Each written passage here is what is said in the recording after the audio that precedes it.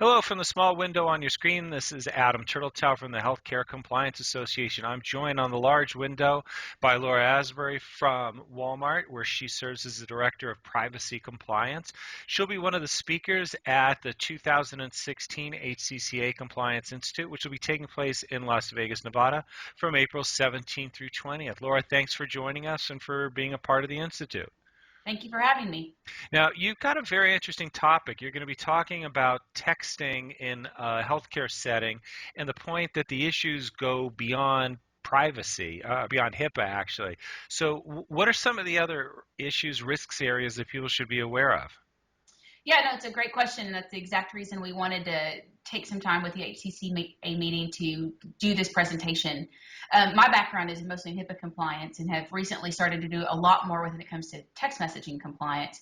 And one of the things I've very much noticed is in the healthcare world, we focus a lot on making sure we're following the HIPAA privacy and security rules.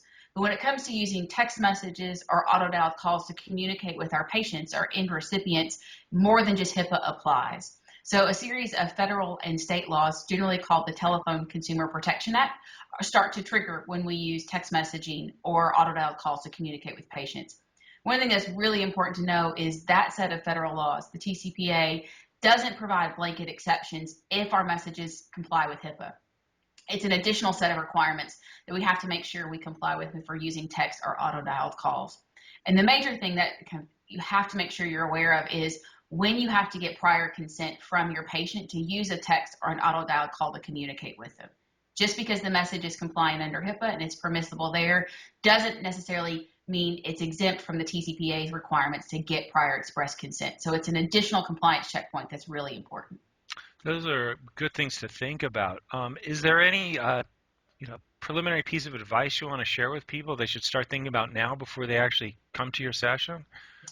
The one thing I would think about is just how does your organization, how does your hospital, your healthcare entity really want to communicate with your patients or even your employees? And is text message or auto-dialed call a communication channel that you want to use? Because if it is, it's really important, one, to understand how your organization identifies that, to say, what part of your organization is generating the idea to use a text or an auto-dialed call. And then to really understand what processes you have in place to know when that happens and have that program filtered up through your compliance and legal department so it can go through both the HIPAA review to make sure you're using health information appropriately, but then also to make sure you're complying with all of the relevant text message and auto-dialed call laws on top of that. Really good advice, and I think it's just something that people can start thinking about now so they really get the most out of your session. Well, thank you so much for your time today, giving a preview of what you'll be talking about in this issue that I think many may not have fully considered. And thanks for putting together a presentation for Las Vegas. I look forward to seeing you there and hope all of you watching will join us in Las Vegas April 17th through 20th for the 2016 HCCA Compliance Institute. I'm Adam Turtletail from HCCA. Thanks for joining us and have a really good day.